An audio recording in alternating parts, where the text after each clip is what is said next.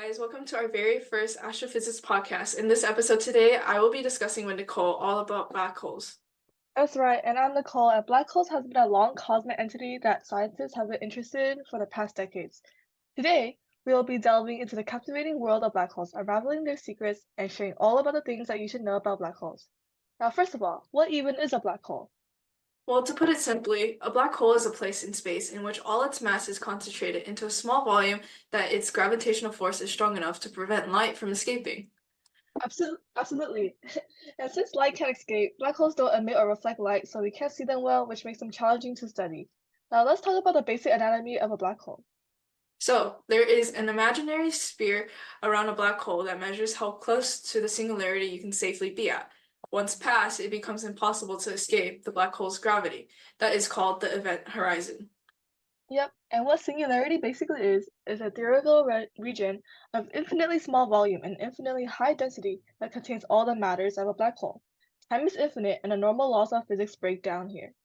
And around the black hole, there is an accretion disk, a swirling thin disk around a black hole, which, in falling gas and dust settles before being swallowed. This is how we observe black holes. The friction and magnetic fields in the disk cause the gas to heat up, leading to the X-rays that can be observed. And the corona also emits strong magnetic fields, a source of X-rays with more energy than from the accretion disk. Those are pretty much the most important parts of a black hole. Obviously, there are a lot of other components, but for the sake to keep this podcast concise, we won't be mentioning them, but we highly encourage you guys to research them on your own as well. And now let's move on to how we classify these black holes. The classification we will be going over today is stellar mass, supermassive, intermediate mass, and primordial black holes.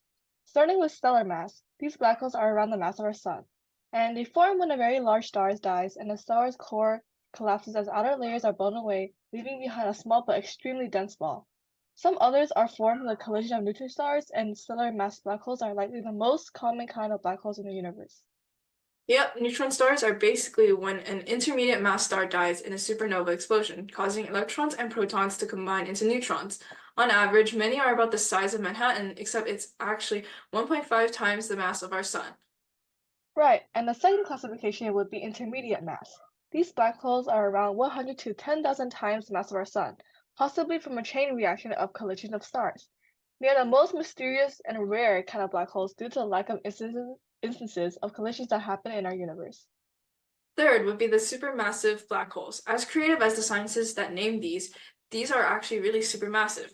They are about millions to billions of times the mass of our sun and form in the center of our galaxy, or any galaxy, actually. And lastly, we have the primordial black holes, theorized to have been formed in the first second after the birth of the universe, aka the Big Bang. They are incredibly old, and although there's no definite proof, there is a strong possibility that most of them have evaporated. Even though we have talked about the classification of black holes, it leads us to wonder how black holes are actually formed and how they have evolved over time.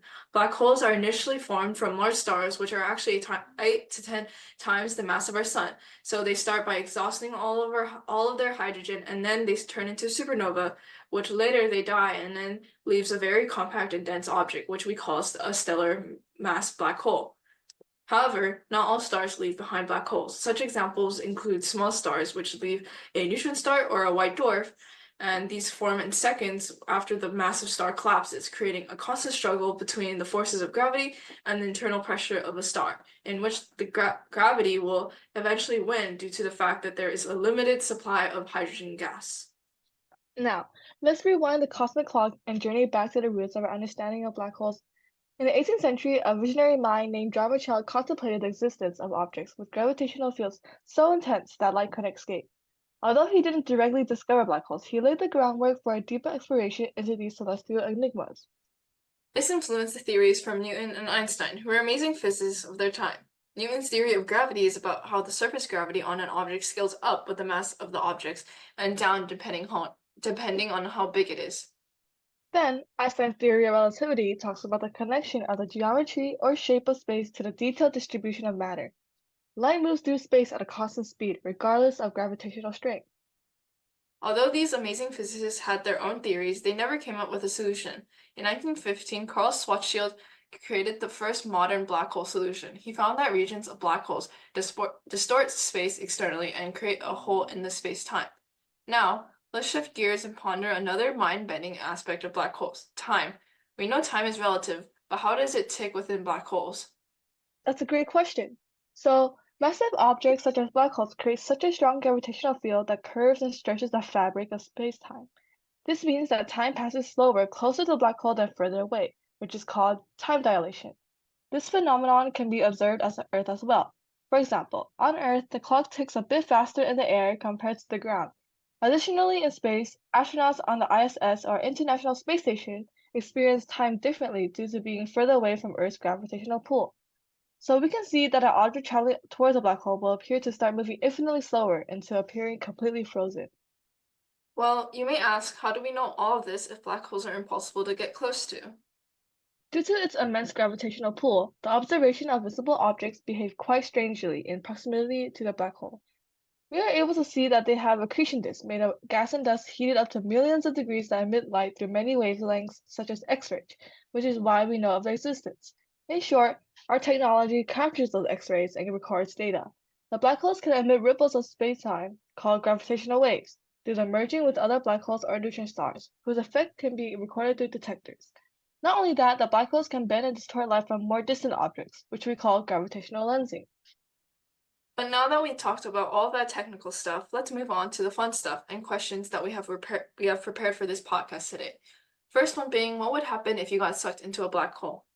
That's always a fun question to answer, and to be honest, we don't really know, since obviously no one has undergone the process and told us what happened. But we do have some theories here and there. There is this terminology called spaghettification. It's been studied that if you were to potentially fall into a black hole, you would undergo really, really strong forces. Due to the tidal forces, there will be vertical stretching and horizontal compression of objects into long, thin shapes like noodle, or in this case, spaghetti.